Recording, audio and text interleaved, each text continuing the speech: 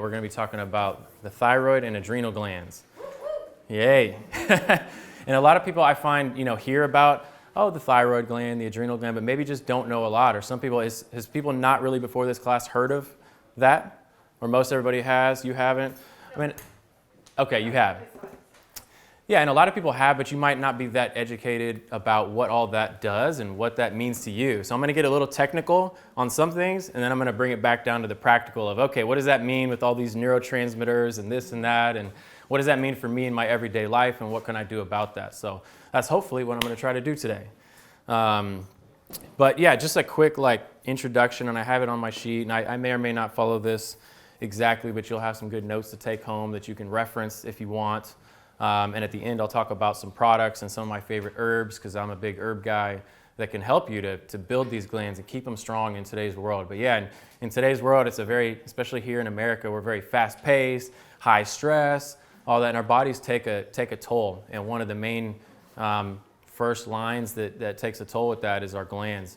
We have a whole glandular system. Maybe you guys learned some about that with Vaughn's previous class, talking about the female hormones. So we have a whole endocrine gland system, and those are the glands that produce hormones directly into the bloodstream and affect change. So that would be your ovaries, your thyroid, your adrenals. We have pituitary and hypothalamus in our head. But yeah, what does this all mean to us, and what is that? Yeah, how does that practically apply to us? And you don't have to raise your hand unless you really want to, but who deals with low energy, stress, anxiety, weight management issues, emotional instability? Some of you raising your hand for all of them. Yes, that's me. Low libido, infertility, sleep, healthy hair, skin, and nails. So all of these can be impacted by our hormones secreted by the thyroid and the adrenals. So it's really important. It covers this wide range. And from one of the guys I trained through, he talked about the endocrine glands are like the master computer of our body. Yes, our brain tells it a lot what to do, our body what to do, but those hormones, when they're secreted, they have a powerful impact. And when they're there doing the right things, it's a really good thing. And when they're not, we all suffer. So yeah, we're going to talk about the roles of these, and I'm going to start out by talking about the adrenal glands. They're some of my favorite things to talk to people about, and arguably one of the most important glands in our body. And they're just little bitty guys. They sit on top of our kidneys. So kind of in the middle of your back where your kidneys are, they sit just little glands on top of it, but they produce a wide variety of hormones and steroids. So yeah, on one side of it, so this is being a little bit more the technical side, they produce neurotransmitters. So these would be like epinephrine, which is adrenaline, so that fight or flight. We need that at times, and then there's times we have too much of that, and the body can't shut that down. So we'll talk a little bit about that too. But other ones, norepinephrine, dopamine, these are all essential for brain and nerve function and keeping our nervous system balanced. Our nervous system needs proper neurotransmitters, and a lot of that's produced by the adrenals. I mean, there is some produced in the gut and in the brain, but a lot of that comes from the adrenal glands. So the other side of the adrenals is the steroids. So they produce a lot of steroids, and these help buffer inflammation in our body. Has anybody ever had a cortisone or a steroid shot? Anything like that, or a cortisone cream? So that would be a synthetic type of a steroid. But yeah, in a crisis scenario, you could do something like that, and it'll really help with the inflammation and the pain and all that. But our body's supposed to be able to do that on its own. It's supposed to be able to produce enough of this to help buffer that and to stay in balance. So yeah, these are vital to combating the inflammatory process, and they affect muscles, nerves, the gastrointestinal system, the cardiovascular tissue. This is all over the body. So, like one example of that, if we don't have proper adrenal function and diet, and we're not able to produce enough steroids, cardiovascular disease is one of the most prevalent diseases and killers in the United States. And the body will start to use other means to help buffer that, and it'll start producing more cholesterol, and that'll build up in the system. And so yes, diet and lifestyle affects that, but not enough proper steroid production from our adrenals is part of that. So having healthy adrenals can help with your fatigue, your stress, your anxiety, blood sugars. There's a lot of people that either struggle with too high blood pressure or high blood sugars, or too low. It's chronically low, and that either one can be related to the adrenal glands and their overproduction or their underproduction. Low blood pressures So I see a lot of women that they have really low blood pressure, and their doctors will tell them, that's great, because you don't have high blood pressure, right? And that's all the doctors care about. As long as you're under a certain number, you're okay. But if you're too low, that's a classic sign of low adrenal function. So if your top number, and I didn't put this in the notes, but you guys can make a note of it. One way you can get some type of a snapshot of your adrenal glands, it's not always 100% because there's other factors, but is look at your blood pressures. So your top number relates more to your adrenal glands, and your bottom number relates more to the kidneys. So the top number in a perfect world would be 120 to 130, and over 60 to 70. If that top number, in low adrenal function combined with other things can manifest in high blood pressure, but a lot of times we'll see it as low. So if you're 97, 100, 105, again, your doctor might say, that's great, but that's classic. You're not producing enough stuff that the adrenal produces to impact that. And we need to have healthy blood pressure. That's part of our energy. That's part of our circulation, part of a lot of things. So that's a classic sign. Poor concentration. We're also looking at kids and that are more prone to like ADD, ADHD, or us as adults sometimes are like that too. You ever get that where you can't focus on one thing and you're jittery and you're having a hard time remembering? That can also be related to the adrenal glands. And inflammation, like I talked about. Adrenal, so if these are present in your life, adrenal fatigue is probably a likely case. And I would say we're seeing it more and more just because of today's society of we want to go, go, go. We want to be productive, right? We want to get a bunch of stuff done and not take care of our body, not eat proper foods. So over time, these glands really take a beating. And if, some of the more long-term effects of adrenal fatigue can be more serious things that we see. MS, multiple sclerosis, Parkinson's. So these are nervous system related because again, if you're not producing enough neurotransmitters for the nervous system, over time, the myelin sheaths on the nerve cells can break down and we can start to have some of these issues. So I wrote out some of those, but even stuff like asthma, chronic low energy, low endurance, anxieties, if these are chronic things, this could be related to your adrenals. Ovarian cysts, excessive bleeding in your menstrual cycles. In men, prostatitis, prostate cancer, I put that in here, even it's for a women's class, but you could take this home to your husbands and talk about them that too. So if there's excess inflammation anywhere, and guys a lot of times as we age get it in our prostate, that could be due to that too. Cholesterol plaquing and tremors, nervous system tremors can be related to adrenal function. So I read out some basic responsibilities and I'll get to more of the practical. What does this mean to me exactly? But yeah, some of these basic responsibilities are energy production. That's a big one. Wouldn't it be nice to just wake up every day and jump out of bed and have full of energy? You would have good, strong adrenals if that were the case. Or do we wake up and hit the snooze a bunch of times and you're dragging for the first, you need your coffee to get you going. That's a classic sign of low adrenal. So that'd be like the chronic case. And then there's also the people that they're okay in the morning and then they crash really hard in the afternoon and need something to pick them up, a sugar, coffee, energy drink, something to stimulate them because their adrenals, a lot of your energy naturally comes from your adrenal glands. So that could be weak and manifest that way too. So neurotransmitters controls the autonomic nervous system. So this affects the digestive tract, our heartbeat, our breathing. So those neurotransmitters are affecting all of that. Anxiety, fear, worry, and handling the stress response. So if somebody's chronically stressed, it's okay to have stress, but our body should be in a place where it can properly deal with that and not be overwhelmed. So if you're chronically stressed, the adrenals are probably weak, and the more stressed you are, puts more pressure on the adrenals too. The adrenals also are important in mineral utilization. So one thing I teach people as far as basics of having a healthy body, it's not just what you eat, even though we hear that, you are what you eat. And that is true to some extent, but it's even more than that. It's what your body can digest, absorb, and actually utilize to the cellular level. And so an important part of that utilization is proper secretions from these glands that will shuttle those nutrients and minerals into the cells. The steroid production. And then so we already talked some about these symptoms, but fatigue is a huge big one. Problems with concentration and focus. Hyperactivity, that could seem kind of contradictory. Well, wouldn't if you have low adrenals, you would be really tired? Well, it can also manifest the opposite.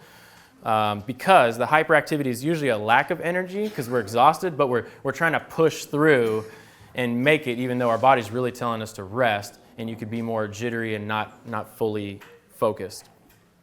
Difficulty sleeping, depression, difficulty handling stress. Again, our body should be in a healthy place where we can handle stressful events and stay more even keeled. But if we start to lose it really easy, there might be some imbalances. Feeling worried easily. Major uncontrollable cravings for sugar or caffeine. Is that anybody? Anybody crave sugars all the time? Yeah, and if you are, your body's craving an energy source. And it could also be linked because your adrenals aren't giving you enough of what you need, and you're needing something, that quick fix. If your adrenals, you should be able to stay stable longer, and even if you don't eat for a while. Another classic symptom I see with people is, if they don't eat every so often, they just like crash. Gosh, I eat, and then 2 hours later, I'm completely exhausted. I need to eat something else. They're needing that quick pick-me-up. But the more that your body has to rely on processed sugars and caffeine, the more it weakens your body. And so I know in this community, a lot of people like coffee, and some people are into energy drinks, but these will only serve to force your body into overdrive to produce more things, and then it leaves your adrenal glands weaker than they were before. So it's just a mask, and it's even worse than a mask because it makes them weaker over time. We shouldn't need to rely on a stimulant to get us through. And if you want a cup of coffee once in a while, great. But if you're doing 2-3 cups just to get you through the day, there's probably a deeper root of something going on there. Again, we talked about the low blood pressures and low blood sugars.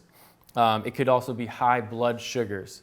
So because the adrenals also produce some stuff to help with sugar metabolism, there can be an issue with the blood sugars are always high and the body can't utilize those sugars properly. It could also be diet, and too much fat in the diet and improper foods will cause high blood sugars, but the adrenals are a definite factor in that.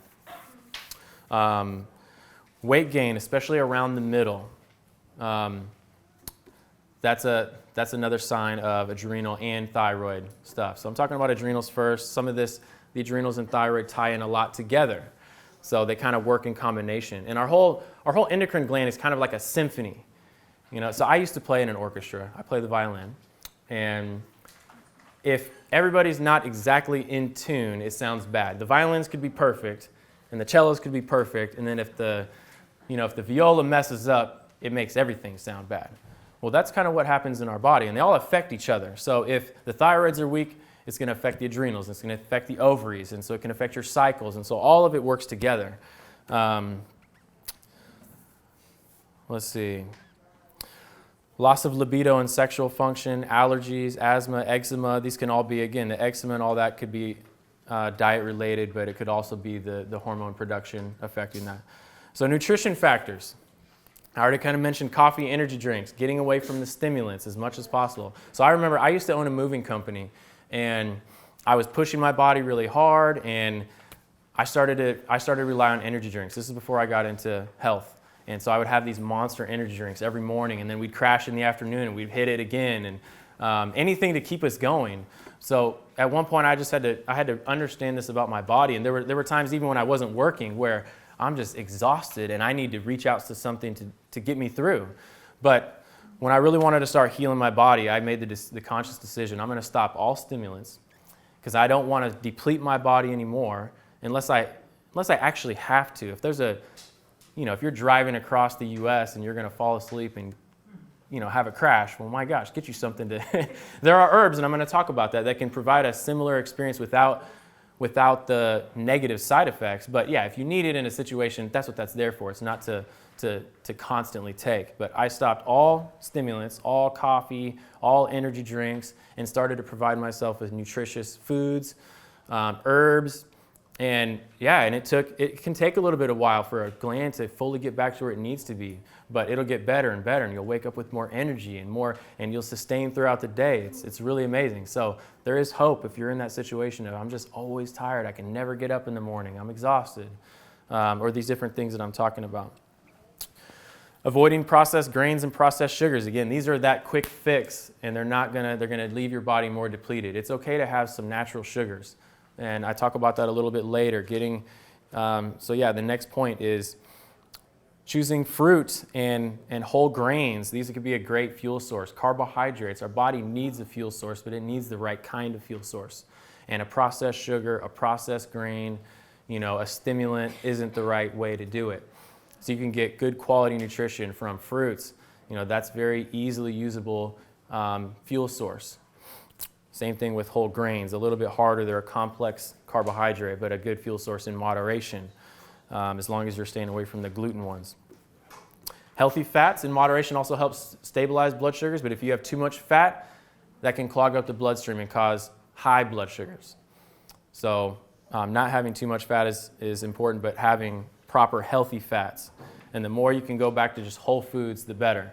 So whole avocado, whole olives, and yes, some oils in small amounts can be okay, but that's not the way God created certain things. He didn't create olive oil. He didn't create coconut oil. He created the coconut and the olive.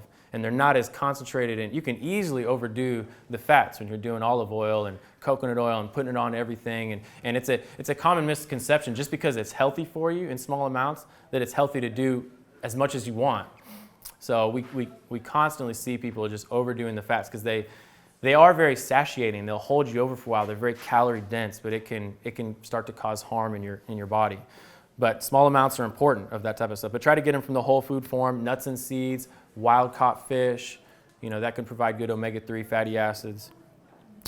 Minerals. And of course, if we get a good diet of whole foods, fruits, veggies, nuts, seeds, herbs, some whole grains, you're going to get a lot of minerals. But even then, some of our soils are more depleted from minerals, and it could be a good thing to supplement minerals. And those are important for our adrenal glands and our hormones. The minerals are kind of the foundation of a lot that happens in our body. And B vitamins and vitamin C are kind of essential for adrenals. So some of the adrenal formulas I'll talk about later have B vitamins and vitamin C in them. So that could be a good thing to supplement as well. So lifestyle factors. Deep breathing is an amazing thing, and I learned from somebody, and there's research backing it up. They talk about just if you're even in the moment of stress, you can stop and just slowly deep breathe and breathe it out, and it actually forces your adrenals. They cannot produce.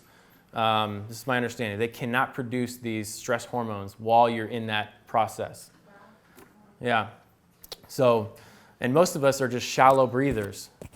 Anyway, so it's just a good practice in general to practice breathing deep and filling our lungs up and getting that oxygen in our system. But yeah, just everybody can take a second, just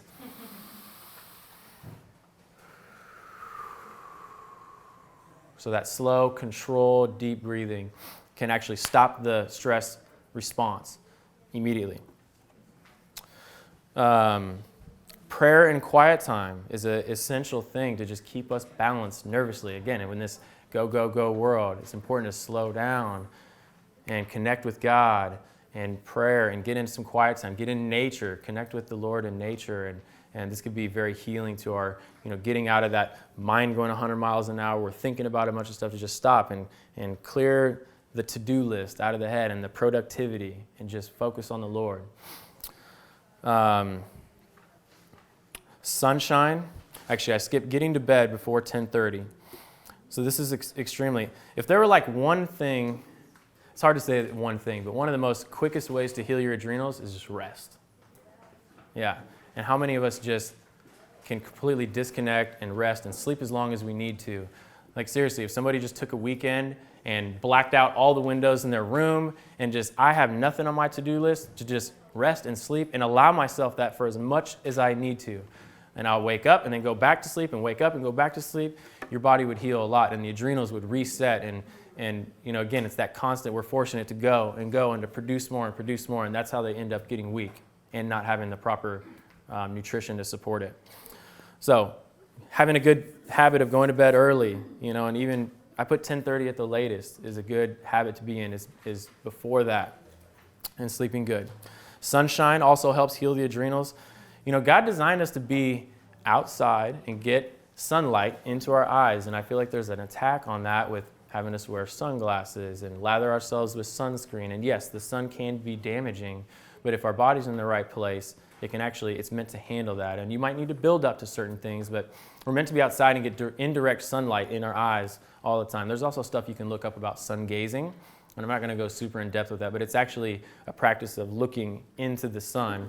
There's only certain times a day you would want to do it, in the very beginning of the day and the very end when the UV is the lowest or it's 0, and you have to build yourself up. But anyway, if somebody doesn't have access to, we're not in the Garden of Eden today where we're outside all day long, we're inside, but that can be a powerful thing to get, there's energy and there's nutrients through the sun. It's quite amazing. Lighting candles after dark and avoiding electronics. So it's an easy habit to be in, to just be on your phone and your iPad, and you're getting this artificial light in the eyes, and it's constantly stimulating still. So those, I don't remember the colors, and I'm not that technical with that, but there's certain colors in those types of electronics that affect us and cause our body to be more stimulated. And the body, to rest properly, it needs those lights removed, and we're meant to actually, once the sun goes down, our body starts producing melatonin, and it starts the process of us going to sleep. So lighting a candle could be more helpful because it's a more natural form of light. And then exercise. Exercise is very important. So yeah, that's a lot of information on the adrenal glands, and I'll talk about some of the products and herbs at the end over that. So now let's talk about the thyroid gland. So your thyroid kind of wraps around your trachea here. There's 2 lobes, and a lot of women know thyroid because of its weight management. It helps with metabolism. That's one of its main jobs, but it does so much. It produces thyroid hormones and needs iodine to produce that. So again, we need to have proper diet to be able to produce, because it has to have iodine to produce the thyroid hormones, T3 and T4.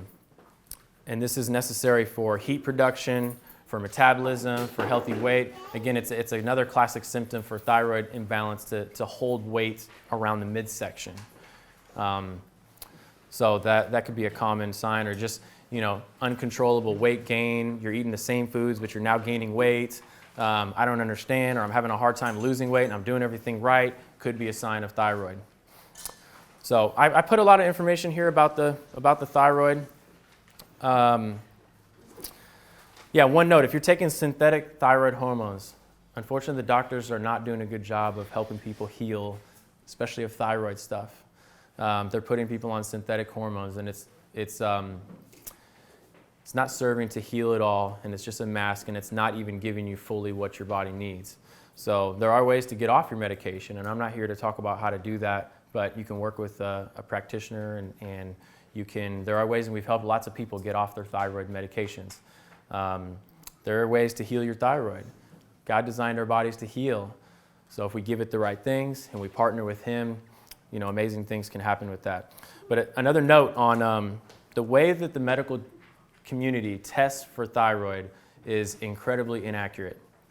So don't always trust a blood test and them looking at the TSH levels and the T3 and the T4. It's just a quick snapshot of what's happening in the body and not a good indication of overall thyroid function. So I've even heard people said, and I have it down in here somewhere, that your thyroid has to be like 70% under functioning before it even will manifest on one of their tests. So a better way and a more accurate way is basal body temperature testing. So this is testing your body temperature. So basal is kind of, I just think it's like your baseline. So right when you get up in the morning, before you even start moving, start doing anything, as you start moving, your body starts producing heat as muscle contractions and all that. So your baseline. There's ways to buy a basal body temperature thermometer for less than $10. An old school thermometer that actually, it's not a digital one.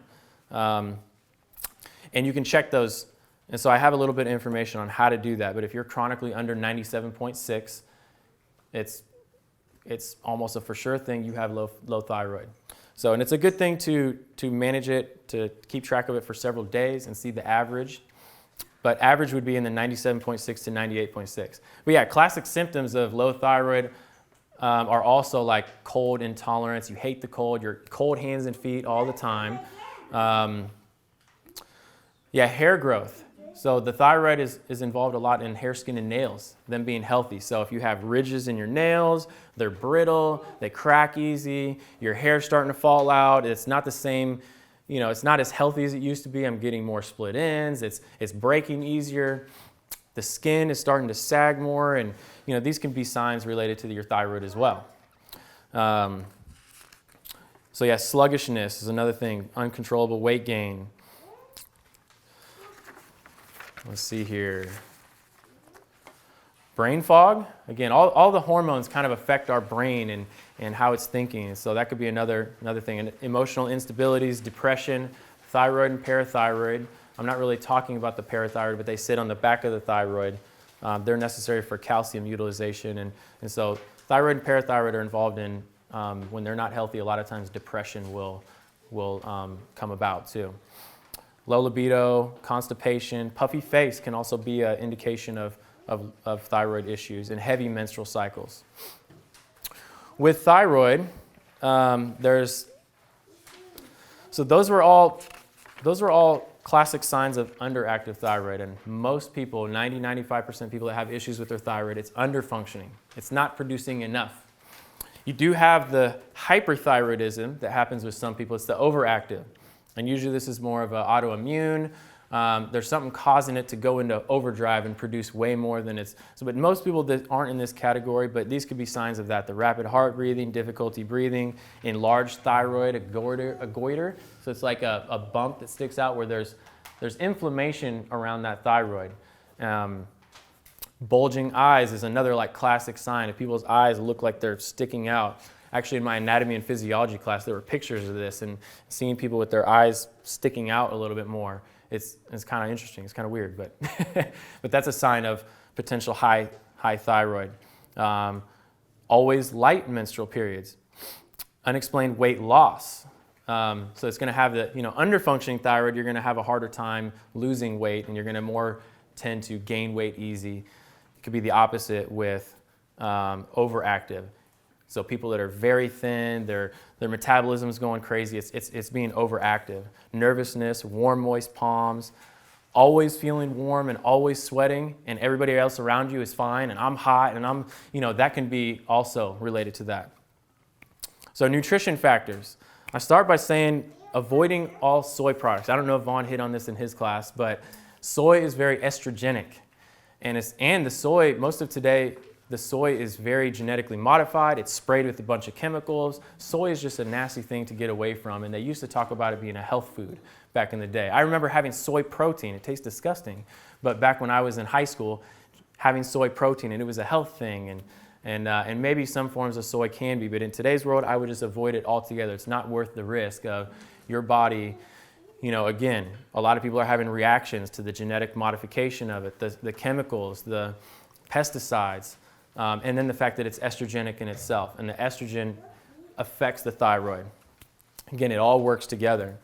Avoiding processed sugars and processed grains along the same lines as the adrenals. In general, it's just always good to avoid the processed food. The more we go back to God's original design and eating the foods as close to the way as He created them, the better. The more we try to process it, the whole reason they started processing is to increase shelf life, but it removed most of the nutrients. So whole foods rather than processed foods. Avoiding dairy. Dairy is a huge thing, and I know it's hard to get off the dairy. So before I knew this, I used to tell people, because it would just seem like people could give up other things, but the dairy, I will not give up my cheese. I like my cheese. People would be like that. And I said, there's something addictive in dairy. I just know it, and I didn't really know it, but I felt it. And then it came out with the research that they're showing, and I want to say they said it hits certain receptors that have the same addictive things as cocaine. So there is an actual addiction, but once you separate yourself, I hear this all the time, once you get away from it a little bit, it's like you don't even need it anymore. You don't crave it. There are other substitutes. But the dairy is very mucus forming and congesting, and you can easily get mucus in here and cause thyroid issues. Fluoride and chlorine in our water directly interferes with thyroid function as well. So they put chlorine in the water to disinfect it. And I was talking to a water quality guy just recently.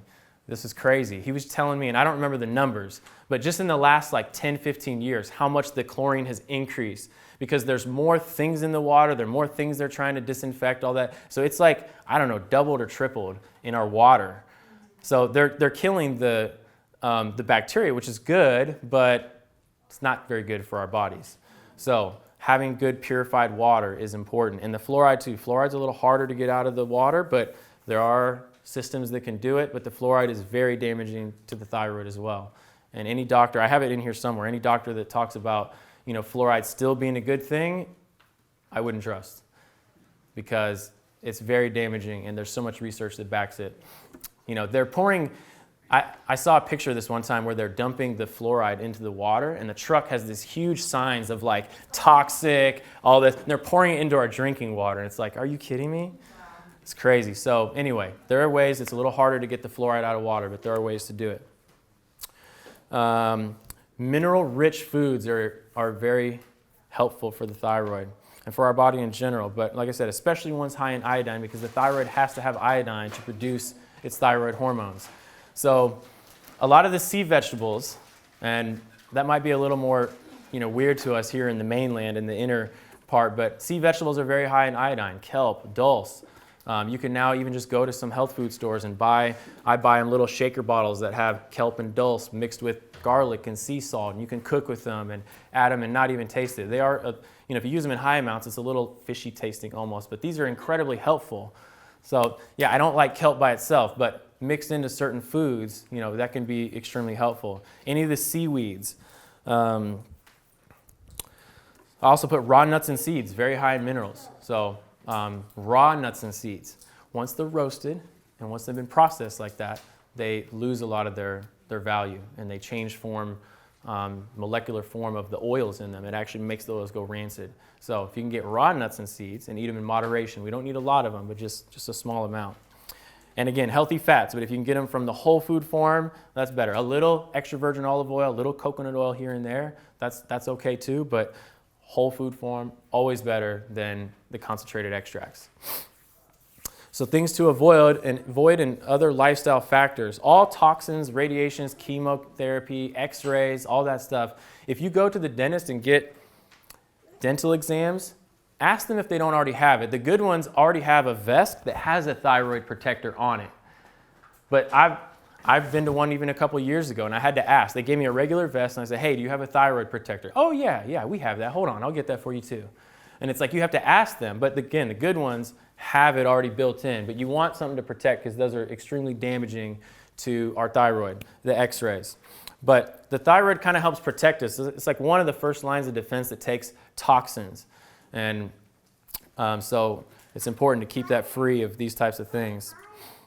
High estrogen can cause thyroid imbalance. So getting away from the estrogenic foods, but imbalance in your female system can also cause, again, that symphony of things being in balance. And there's good herbs and having a good diet and a lifestyle can help keep that in balance. Exercise, especially for the thyroid. Exercise in general. We were made to move. You know what I mean? When I'm outside in nature and moving, it just feels right. It just feels good. That's the way God designed us. We weren't designed to sit in a desk all day long and then sit on a couch and then go to bed. We need to be active of some sort. And that doesn't mean you have to go and spend an hour in the gym every day.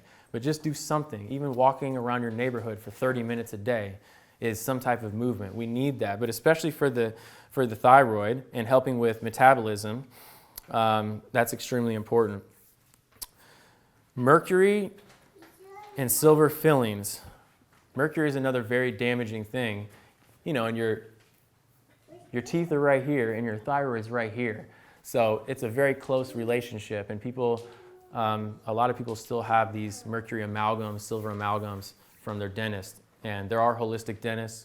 We know some and recommend some that have safe mercury removal and then could put proper ones in there that don't have the toxic metals and stuff like that. But over time, those can leach into your body and affect neurological things as well as the thyroid. But the thyroid takes a beating with that pretty quickly.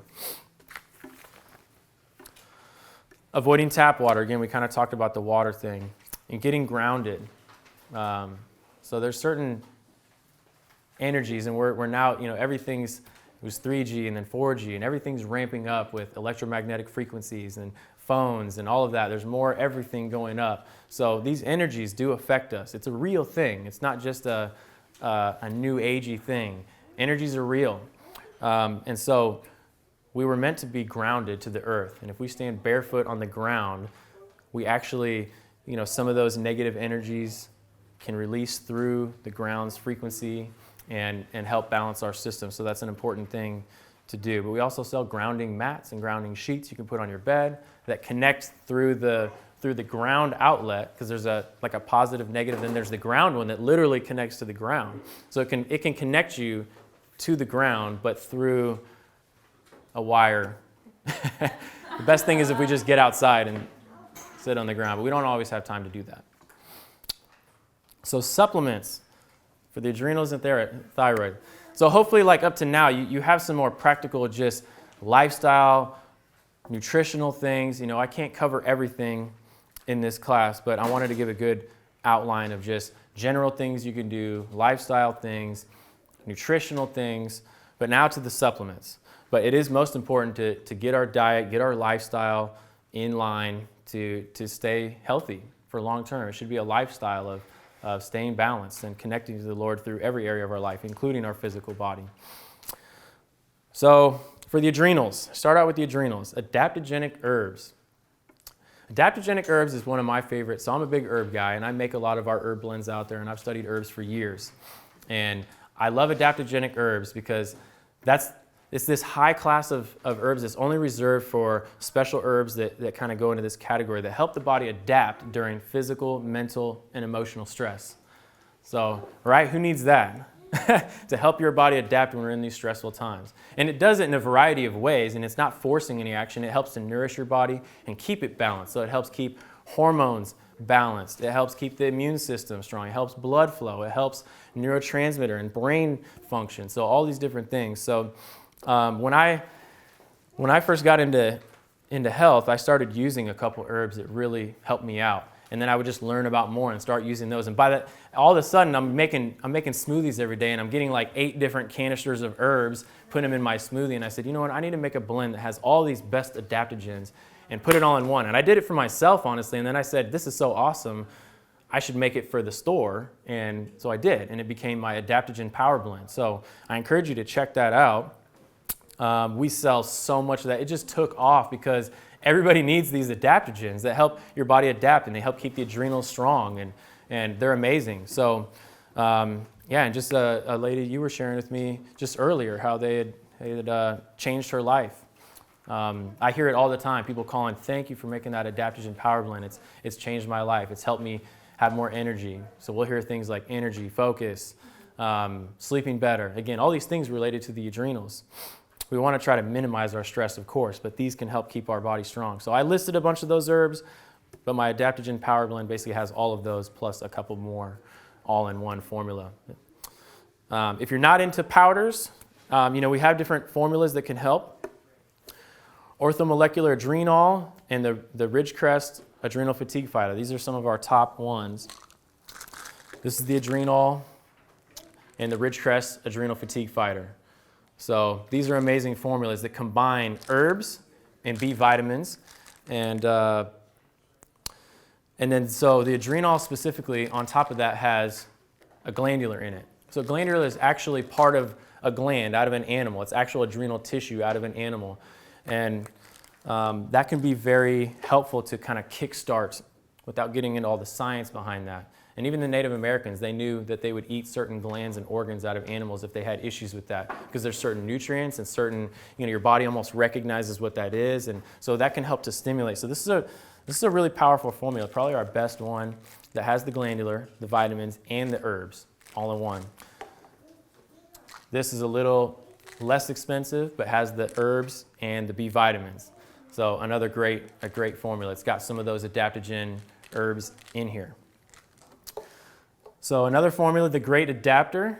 So it's their formula on adaptogens. just in a concentrated form. So they have extracts of maybe 5 or 6 different adaptogenic herbs in here. So if you're not into powders and you want to take advantage of some of those herbs, here it is. It's just a whole formula of adaptogens.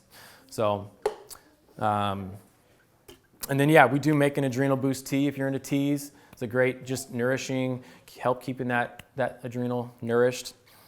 And then we do have pure adrenal glandulars. And I do just note on the glandulars that it's probably a good idea to just consult with a practitioner, somebody that knows more about that can help you, because they're strong and they're powerful and it's not maybe something you want to take long term. But yeah, talking to somebody that can kind of walk you down that. Some people could take them and might not know exactly what they're doing or what to expect. But those can be very powerful in the beginning to really help kickstart our adrenals and get them going if you're chronically low. As far as the thyroid, we have a lot of good supplements. These two are probably our main herbal ones that we give a lot, the Thyroid Thrive and the Thyroid Strength. So we've had this Thyroid Thrive forever. We've given that to people for years. And it's just a great, again, it's just herbs and vitamins and minerals. So a nice natural supplement that it's not going to stimulate any action to happen. It's just simply going to nourish and give your body what it needs to produce and to increase that function. But if you have extremely low thyroid, it can take a while. It can take several months to really see the increase you want. I mean, you'll see increase, but I mean to get it to where it needs to be. It's not always an overnight fix like the doctors just give you a pill and everything's going to be fine, right? It's a process of proper diet, proper lifestyle, nourishing. But this is also a good formula that's a little newer to us within the last year and a half, Thyroid Strength. Same type of thing, just a little bit slightly different formula than that one.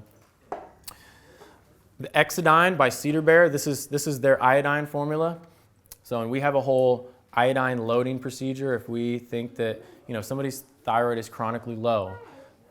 Of course, we talked about you need iodine. So this can be a way to build it up in your system and get it supplemented in your diet. And there's a loading procedure where you kind of you start to build up, and you take more than you would normally just to build it up in your system, and then you come back down to a maintenance dose. So we have that available. We can print that out for you if you're interested in that. But that's a great iodine supplement. And then there's some other ones I mentioned in liquid form by Cedar Bear. They have a Thyro Boost if you have underfunctioning, and they have a Thyro Calm for if you're overfunctioning. It can help calm it down. You definitely don't want to take certain thyroid herbs if you're overfunctioning. It could actually stimulate and make it more overfunctioning. So you have to kind of know what you're doing with that. We do make I make a thyroid powder as well. So I listed a lot of good herbs for the thyroid, and I make a thyroid powder that's a cost-effective way.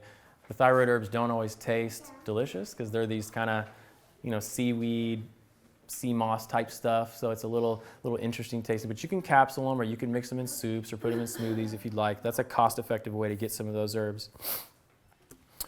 And then the glandulars as well. So we do have a raw thyroid and pure thyro glandular formulas. And for somebody that's really low or trying to get off their meds, that might be a good thing to do. And again, you might want to talk to somebody, have a practitioner. We do consultations here that can help you kind of see where you're at. Because for some people, again, that might overstimulate them if they use a glandular. But for somebody that's really low and they're on their thyroid medication and they're trying to taper off their meds, that might be a good thing to really kickstart it while you're in that process. And then I put some formulas that have stuff for both the adrenal and the thyroid on here. Endocrine balance powder. So I make a powder blend that's for all the endocrine glands. So, and it primarily focuses on adrenals and thyroid. But then there's also some stuff for our pituitary. They call the pituitary the master gland. The pituitary is up in the head, and it basically tells all the other glands what to do and how much to produce. And when they check your thyroid and they check TSH, that's thyroid stimulating hormone from the pituitary. So that can have an effect also on our thyroid. But yeah, I don't want to get too technical on you guys. But again, if you meet with somebody that can help you navigate that, and there could be a pituitary involvement. But the endocrine balance is nice because it has stuff for all of those endocrine glands. And Dr. Morse has an endocrine balance capsule or tincture. Dr. Morse also has a gland tonic. So the gland tonic is similar to the endocrine balance. It's just a slightly different version of some of those herbs because there's a lot of awesome herbs for this. And so he just made 2 different formulas for all the glands. So, I mean, that's all I have on my notes. But yeah, again, if you're struggling with some of these symptoms chronically, you might want to get that looked at, and you can look at your blood pressures, you can check your basal body temperatures, or a lot of times we can just go off of symptoms too. I mean, we're not opposed to a blood test, or we do work with a lab and do blood and urine analysis if we feel like that's necessary. But a lot of times, if there's just so many symptoms related to that, and your temperature's low or your blood pressure's low, we know for sure that you have some of these issues. And I would say, and I've heard it from some of the people I've studied through, everybody has adrenal weakness. It's just to what degree in today's society. We just don't live the way we were intended to. We're in this busy lifestyle. We're driving in traffic, and then we have to be to work, and we got to get stuff done, and we got to, all this stuff, and it's not fully natural the way God designed it. So just because of our lifestyle, people are chronically under more stress. The adrenals are more pumping stuff out. And so again, it's said, and I would probably agree, the more and more people I see, everybody has adrenal weakness. Yours might not be as bad as the next person. Some people are chronically, low in adrenal function, but everybody could use and could benefit from supporting our adrenals and our thyroid.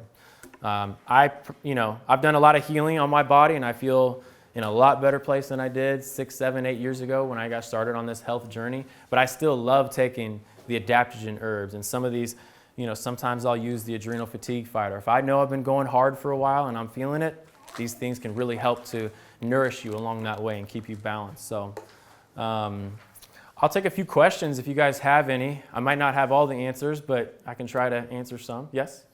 Does the liquid iodine supplement, do those expire? Do they expire?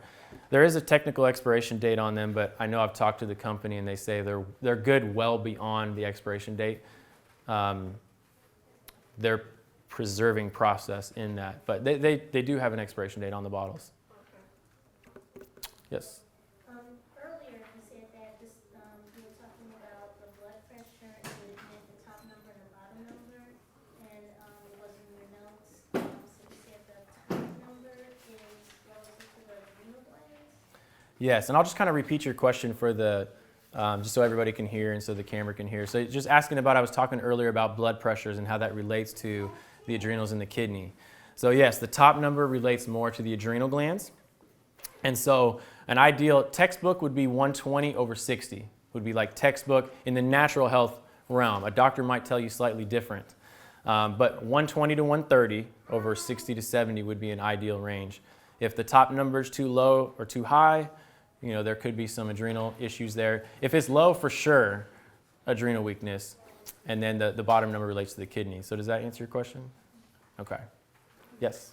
If you're doing like night watch or like a night shift, kind of job where like those are like necessary to do. Yeah. And you can't sleep between 10 p.m. and 2 a.m. Like, what's your advice in like helping your adrenals out? Like, you have to do more. Yeah, that's a really good question. So just to repeat so everybody can hear. Some people have schedules that they have to work on the night shift. I'm familiar with the night watch, and to where you're up at night when people would normally be sleeping. How does that impact? And I mean, it definitely has an impact, and doing it long term might not be a helpful thing. But there's ways you can still. I think supporting your adrenals would be a good thing, and then creating some type of if you're sleeping during the day, creating some type of blacked out system in your room, so it's kind of simulating nighttime. So yeah, if you're trying to sleep and there's light coming in your windows, and that can just affect, again, that light affects our body, and to truly get into that deep rest spot, you do need like blackout would be best. So how did you study on that? On like how, if you're like a shift worker, because I tried doing that, and it was really challenging for me. My body switched right back to the normal day.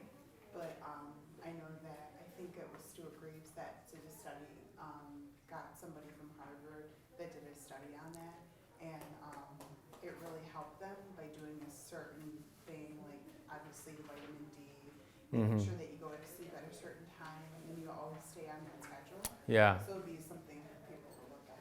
Yeah, that's good. And I'm definitely not the expert on that, but I know some practical things that could probably help. And I think that's a good point, is having a schedule if you're like that. So just having a certain time, you're always going to sleep, it's scheduled. That way your body can get used to it and can actually know when it's time, okay, it's time to rest now. So creating that schedule, but yeah, there's probably more information that I'm not aware of, but that's what I would say. Yes? Would you recommend like testing your thyroid and your adrenal glands before you start taking supplements, or would you just say, just go ahead and start taking them and kind of see how you feel as you go along? Yeah, so do I recommend testing the thyroid before taking something? I mean, you totally can, and I think everybody could benefit from like the basal body temperature. I think everybody should do that just because it's good to get a gauge on where am I really at. And then you know how to gauge your improvement. You know, I don't necessarily think that you need to go and run to your doctor and get a test because, like I said, most of those aren't that accurate. But yeah, I think it could benefit everybody to check their basal body temperatures and see where you're at, and then you know that you're improving if you're taking something and those are getting better. So I maybe have time for maybe one more question. Anybody has any more? Yes. Have you, with these thyroid glandulars, you were saying that might be a good way to, for the doctor to get off to do the thyroid medication? Yeah. Have you seen people be able to like go from thyroid medication to this and then like off completely and just supplements? Yeah, so Where like your thyroid is actually healing? yes. So the question is, using the glandulars and some of the things we're talking about, have we seen people that are on medication get off it and their thyroid is completely healed? And yes, we've had several cases of that.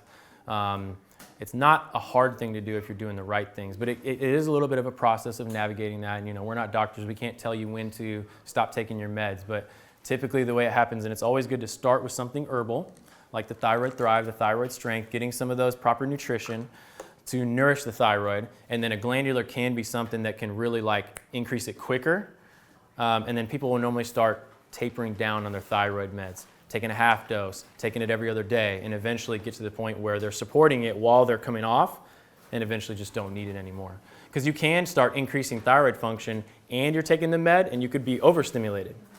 So having somebody to walk through that process with you could be helpful. Is that So. something that can be done here? Because if your doctor thinks you can't ever get off of it, then you're not really going to be helpful. Yeah, we help to a certain degree. Yeah, we'll help on our side, but again, we can't tell you, we're not legally allowed to tell you when to, but we can tell you, you know, certain things to support it that can get you to the place you need to, where you can start either on your own making the decision to start lowering that, or some doctors are willing to, you know, hey, if your numbers are really where they are, you're feeling okay, great, let's lower your dosage. Some of them are good doctors and will be willing to work with you on that.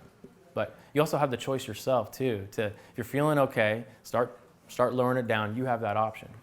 But yeah, we can work with you on our end on how to support that and how to get your thyroid into good shape. So yeah. Well, thanks guys. Thanks for coming. Hope you learned a lot. God bless you guys.